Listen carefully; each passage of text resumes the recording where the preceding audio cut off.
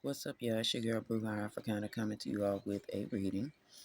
I hope that you all are already subscribed and are here to hear our first Sunday service.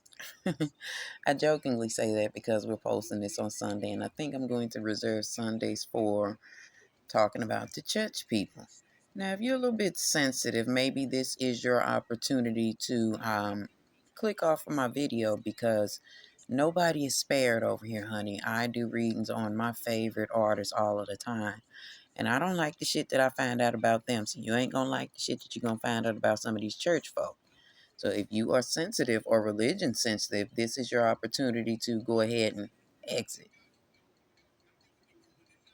All right, I waited 3 seconds for you, and we're gonna go ahead and get into today's reading. We gonna get off into our sermon. Let's say it like that. Because maybe to some this is a sermon, to some this is gonna be funny, to the others you're gonna take it seriously. But I hope that you hear me, regardless to how you take it. Today's theme of both readings that I'm going to present is opportunities and miscarriages of justice and people just wanting to belong to something. We're talking about the Jakes family in specific today. In both readings, we are speaking about the children, and I'll get into which child we're specifically speaking about in the next reading. But I'll introduce it in this one. Like I said, people just want to belong to something. And unfortunately, that's where the miscarriage of justice comes in a lot of times when you are dealing with religious people, people who are deeply involved in the church, people who grew up in the church. These are the people who have that long-standing relationship with the church that they will not believe anything that people say against clergymen. You can't say shit about their pastor, honey. You can't say shit about their bishop. You can't say shit about these people's cheering. You can't tell them a damn thing about their cheering. And that's the problem right now with the Jakes family. Not, we're going to talk about T.D. Jakes in another reading. But specifically, like I said, this is about his children. This is about children that maybe he should have shown a little bit more love to. Maybe this child wouldn't be broken like this. But anyway, there's a lot of miscarriages of justice going on surrounding this family simply because people like them. I don't want to say very likable because I don't really care for TD Jakes. I see him as a wolf. I too grew up in the church. My family attended Lively Stone in St. Louis. And the stories that I could tell y'all about the things that went on at church would maybe astound some of you, but a lot of y'all be like, yeah, I'm not surprised because that shit is going on. So let me say that. Y'all be like, I'm not surprised. That is how people should look at the Jakes family rather than putting them up on this pedestal and giving them this deitized, status. But as I said, people are always looking for an opportunity to belong to something, and that's what it is. People will believe everything that TD Jake says to heal this situation. And let's go ahead and get off into that. Like I said, this family, there's a lot going on with this family that is amiss. There is a lot of deficiencies in this family, deficiencies and disharmonies. With the world card coming in reverse, they don't really fucking like each other. But for the cameras, they will put on this front of this harmony and this traditional religious beliefs type of shit. TD Jakes and his family will, all of them is preachers and shit. He passed the baton off to his daughter, woman thou art loosed, bullshit. Like, it's just a whole lot of convolution when it comes to these religious families. Now, I'm not saying all families are like this, but specifically with this Jakes family, there's a whole lot of convoluted bullshit going on. Everything you see him do regarding his family, his daughters being elevated, as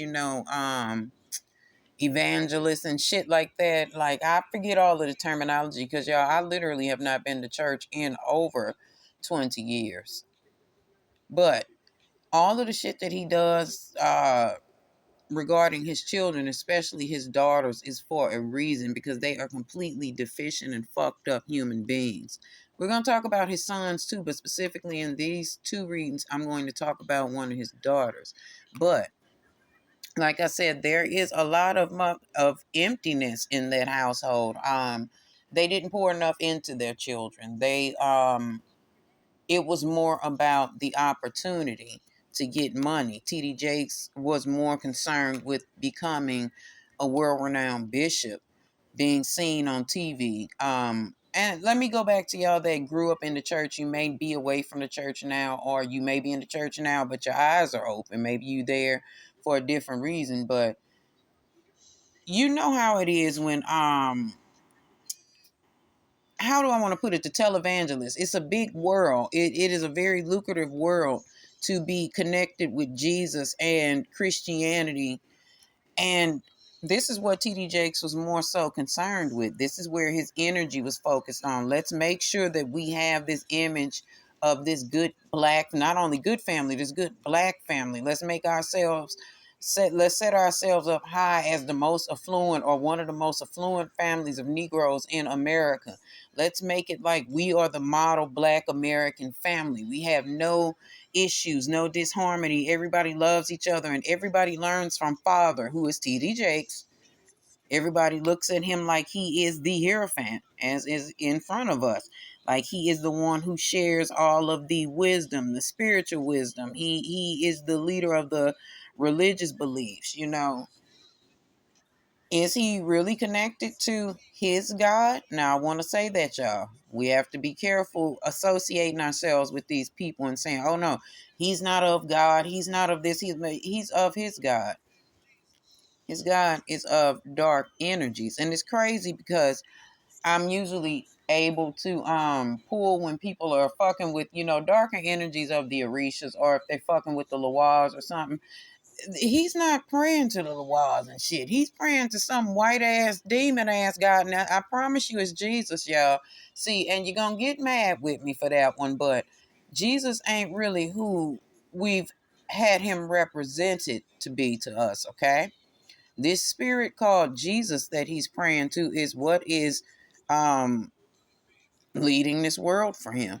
And I know a lot of y'all Christians finna get mad. Hold on, not my Jesus. Oh, yes, baby, your Jesus.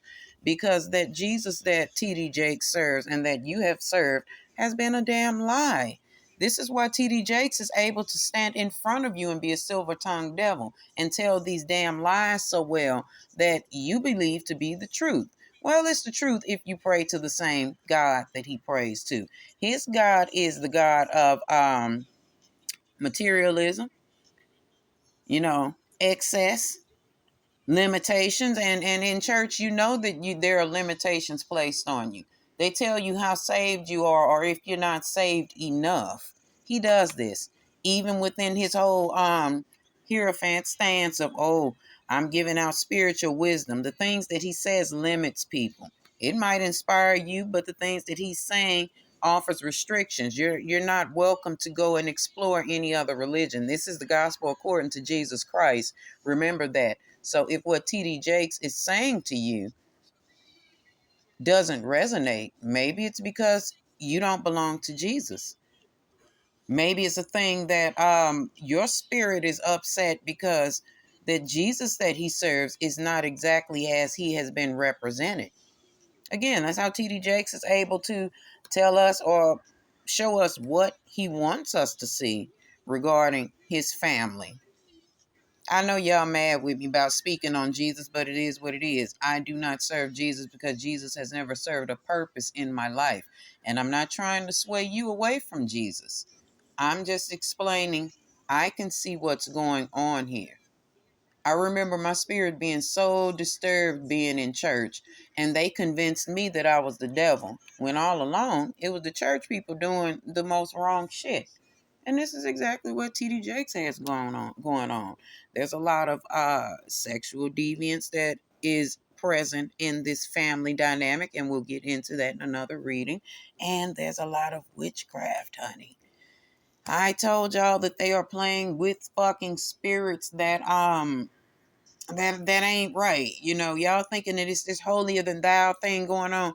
He's praying to a female spirit that has conqueror's energy, that holds a lot of secrets, you know.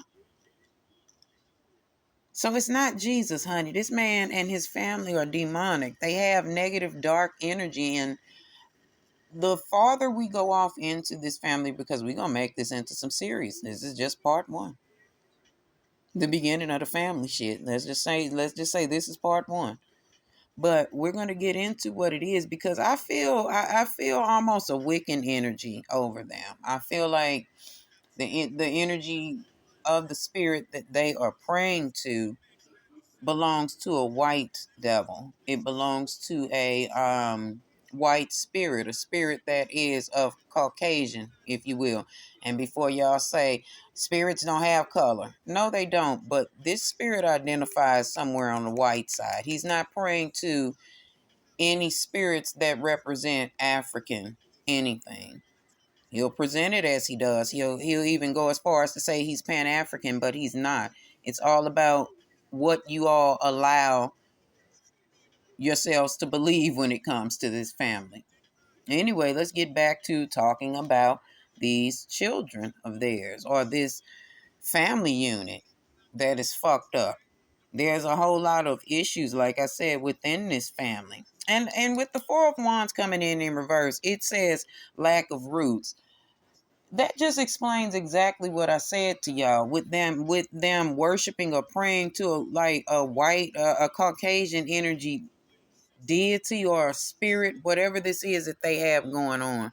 This shows you that lack of roots. That means that they are not dealing with anything that has anything to do with black people. He's tap dancing. He and his family are tap dancing for somebody white. So again, here we are with the Ace of Pentacles showing up. Who is it that's giving him his money? Here's a white hand with black nails on the Ace of Pentacles showing up. He is praying to a white god, okay?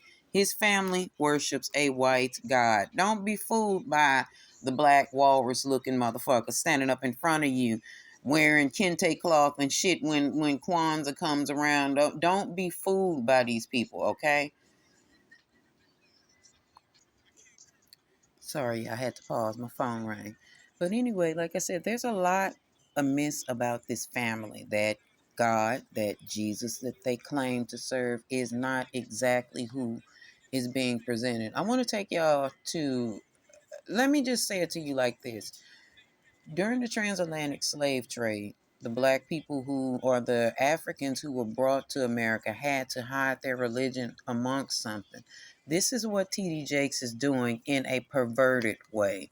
He is, like I said, praying to that white God. He is praying to white spirits. Nothing that he's doing leads back to Africa. And I know some of y'all say he could be using some dark version of African magic. No, it's not Africa. It's some white people shit. He's using Aleister Crowley, actually. That's what he's doing. Do what thou wilt philosophy is actually what's present amongst the Jakes family. And what they want to do is whatever they want to do, because they are getting paid to do that. He's going to continue to come forth and give his sermons, and people are going to continue to give him money and tithe to him and go along with whatever he has going on, and overlook the fact that his family is just as crazy as they can be, simply because of the things that come out of his mouth. He is the very embodiment of what you Christians should be watching out for, according to Ephesians verse 4 and 29. It says, let no corrupt communication proceed out of your mouth, but that which is good to the use of edifying, that it may minister grace unto the hearers. Meaning, what he is saying to you is speaking spell work over you, and that's how I'm interpreting that in this moment. Now, I know y'all gonna jump in my comments and say, "Oh, that's not what it's saying. It's saying this." You interpret the Bible the way you do, and I interpret the spell book the way I do. Okay, and I know factually that the Bible is a spell book that T.D. Jakes is using to keep you paying attention to him. Again, he's using maybe the Aleister Crowley version of the Bible, and he's perverting the scripture and using it to keep you all paying attention to him and in the good graces of him and his flawed, retarded ass, crazy ass children. Excuse me, don't flag me for saying the R word. I know how sensitive y'all get. Y'all will find, oh, let me go and report that because she talking about Jesus. Let me fix her. Why don't you use that energy to fix TD Jakes' children? These crazy ass children who are presenting, happiness and optimism and, truth. They're presenting Jesus people, But on the other side of it, it is a lot of pessimism and sadness and failure. TD Jakes feels like his children are failures no matter how high up they go. He feels like they have not done good enough for him. There is a lot of imbalance. There's a lot of favoritism being showed amongst some or one of the children. I believe it is the girl that he passed the baton off to, the one that what is she, Pastor Sarah, whatever she is. I believe that he favors Sarah over Cora, and that's a problem amongst the siblings. He doesn't want that to be seen. So in front of us, he'll dangle Cora in front of us just so we can see, oh, well, there's Cora. Sarah isn't getting all of the attention. But in the background, Sarah and Cora really don't like each other. And it's because they favor Cora more. It's because Cora looks more like the mother. And I'm sorry, Sarah looks more like her mama. And Cora looks just like her daddy, honey. She is the embodiment of, you look just like your daddy, and honey, she looked just like that man, and that's a problem with Cora. Cora is a very insecure woman, a very low self-esteem having ass woman, honey. Not only that, she's barren. She doesn't feel like she's a woman. In not only speaking on that barrenness, Cora gives up a lot of masculine ass energy as well.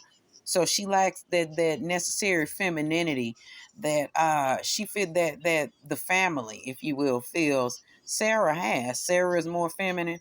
Here's Cora, big back, flat shoes. I tell y'all about them motherfucking ballerinas, them ballerina flats. Baby, pull them motherfuckers off your feet because they gonna make you look bigger than what you is, regardless of what fucking size you is. You gonna look 20 pounds bigger. And Cora wears a whole lot of flats. She wears a whole lot of in the name of Jesus clothes now. She's real. She's not real womanly, if you will. She tries, but she fails every time, and it's just a problem. She's jealous of her sister. Like, damn, I'm part of this family too. Why do I not have it like she has? And not that her sister is so fine, but her sister is better looking than she is. She feels like she missed the opportunity to become a woman, like, because they favor Sarah so much that they poured more energy into Sarah and they lacked paying attention to Cora a lot. So Cora acted out and did a lot of things, and we're going to talk about that in the very next reading. In fact, we're going to talk about Cora. That's who the next reading is on. But anyway, they didn't love on Cora the way they loved on Sarah. And it led to a lot of fakeness being present within them, a lot of fake love, a lot of abuse of her power as the friend who had the powerful bishop father. This is Cora now. She did a lot of things to betray the people that fucked with her, that was her friends, and she's not really a good friend either, but she learned this behavior from her father. TD Jakes is not a good friend either. Again, remember I told y'all, things that he presents to you in front of you is not exactly who he is. He cheats on her mother or cheats on his wife a lot. He does a lot of things in front of these children, or has done a lot of things in the past, if he's not doing them now, that make Cora feel away. And, she used that to act out, which is why she is reckless and superficial. And she's also very unjustly cocky. I don't know why this girl feels like she's better than anyone, or that she is, I don't know what this energy is, and I'm trying very hard not to call that girl unfortunate looking. And we're gonna say she is unfortunate looking. We was gonna use the other U word, but she's quite unfortunate looking, but she treats people really, really bad. She tramples on people a lot, and she speaks to people really, really negatively. And her mouth is gonna get her in trouble, okay? Things that Cora has done is gonna come out to play out in front of us. And well, yeah, there's going to be some destruction that happens for that family. Yeah, it's gonna be a little bit of fallout, y'all. Korra is going to get torn down a lot. Let me put this in the way it came out. It came out in the reverse status, the hangman card. Korra's gonna get in trouble because that arrogance, that fake spiritual shit her fake spirituality is gonna show up, and it's gonna cause people to begin to certain people, not a lot of people, because you know how black folk is about Jesus. I'm gonna probably lose a couple fucking followers, but I don't give a damn, y'all. Y'all subscribe to Jesus, and you keep on having all kind of destruction go on. That should tell you about the validity of what Jesus is, okay? Stop waiting for Jesus to save you, and go save yourself. Because that's what Korra is going to go do. That's what TD Jakes is going to do for Korra. He ain't gonna wait for Jesus. He gonna tell y'all that's what he's doing. He gonna feign how all kinds of embarrassment and grief about this. And I mean, the shit is embarrassing that we gonna talk about what Korra's ass and did that he got to get out of. And we're just specifically, again, talking about Korra in this reading. We're gonna talk about the other three children next. Not immediately, but after this. Next Sunday. Anyway. They gonna be embarrassed about the shit because the shit is something like you should have tied up all of your loose ends. Like you putting the family in the way of being embarrassed with your bullshit, but they gonna fuss Cora's ass out. They really, really tired of cleaning up behind her. This is over like a lifetime of them having to clean up her messes, and they're getting tired of that. But they're going to get it together. But they ain't gonna not get it together. Let me be complete in what I'm saying. They're going to cover her ass, per the usual. They're gonna clean her mess up. But again, they are getting tired of it. They're getting burned out with always having to fix the shit that Korra does. And she might be getting ready to face a little bit more look, I can't say the fucking word. The bitch finna be ostracized a little bit more from her family. They are going to be, fighting behind the scenes, but they're going to use this as an opportunity, or not they. TD Jakes is going to use this as his opportunity to smooth over the fucking conflict. Damn, I hate that I can't say that fucking word. Ostracizing. She's going to be ostracized even further from her family. But, like I said, he's going to make sure that he manipulates the story as he do. As I told y'all, he is a silver-tongued devil. Don't forget, Ephesians 4:29, the words that are coming out of his mouth is corrupt, okay? It is saying to you, don't let the corrupt shit that's coming out of his mouth, this twisted shit that's coming out of his mouth, see his throat chakra showing up. Is he telling you a damn lie? Yes, okay? It says don't let no corrupt communication proceed out of your mouth to say something good. He gonna make sure he say something that fucking manipulates y'all into believing that him and his family deserves grace. Oh, he's a master manipulator, honey. He's going to somehow paint Korra as the victim in this situation. He's going to blame demon possession, or the devil's going to have been busy. You know how Christians do, or church people, period. And he's going to deliver, this beautiful speech, sermon, whatever this is, that convinces everyone that these people, this family, deserves your grace. There it is in the last of that damn scripture. That it may minister grace unto the hearers. He's going, beg for y'all forgiveness because his family is trash. But he's going to make y'all believe, that they've been victimized by this situation, by the communication of people in the tabloids and the blogs and shit, failing to forget to mention that his family runs like the Shade Room or some shit like that. But anyway, his speech is going to be, or his sermon is going to be so good that he's going to change people's minds, even about knowing that his family participates in the slander of everyone else. Why shouldn't it happen to his family? Why is his family exempt from this? Like I said, they own the Shade Room. They're gossiping about other people and hurting other people. But when it's his family's turn, he wants to make sure he paints the story the way that he wants y'all to hear it. And you know what? Some of y'all gonna come to a solution. Some of y'all are going to find a way to forgive them quickly. And that's exactly what I said. It goes on a lot when it comes to church people or religious people or Christians in particular or Baptists or whatever in the hell they are. Church people, Jesus's people. Okay, y'all will do anything to stay within a relationship with these churches because, you've been a member for so long. It doesn't make sense for you to change or use your own damn mind and see that this man is playing in your face. This man is playing in your face, in your family's face, and taking all of the money that he can from you and your family. Just because y'all want a relationship in this church. You want to be a part of Potter's house. Okay, long as you can say, I belong to Potter's house.